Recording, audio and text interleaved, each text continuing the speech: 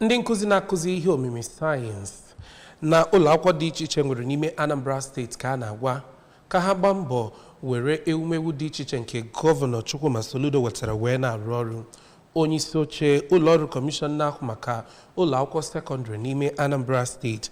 bụ ọkammụta Nkechi Ikediugwu ya kwupụtara nke a n'ọgbakọ otu mkpụrụ ụbọchị achịkọbara site n'aka gọọmenti steeti a ma bụ nke gara site n'iru ọrụ PPSSC bụ ụlọ ọrụ na-ahụ maka mmụta akwụkwọ sekọndịrị ma bụkwaziri nke achịkọbara wee nye ndị nkuzi ihe omimi sayensị na mpaghara edukeshọn zon 6 enwere na steeti a. Ka anyị sonyere Queen Anịgbọgụ maka akụkọ ahụ n'uju. Ihe ndị niile a bụ ihe kwuru mgbe kọmishọna na-ahụ maka ụmụnwaanyị bụ Odoziakụ Ifi Obinabọ gara njem nyegara ụlọ mgbasa ozi Wazobia FM yanakwa Sapiensia Media nke dị n'Ọnịcha. Onye nọchitere anya ya na oge njem ahụ bụ Odoziakụ Chinwe Achigbu, bụkwa onye mere ka amata na mmemme International Women's Day nke ahọ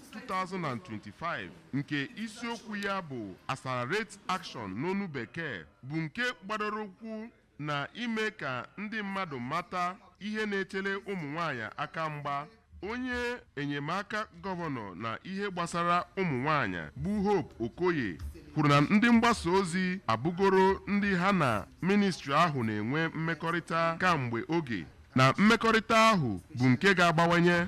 Onye bụ onye nlekọta ụlọ mgbasa ozi Wazobia FM Ọnịcha bụ Maazị Moses Okonkwo yanakwa onye isi ụlọ mgbasa ozi Sapiensia Media bụ Reverend Fada Aloy Ọrakwe bụ onye kọwara na ụlọ mgbasa ozi ha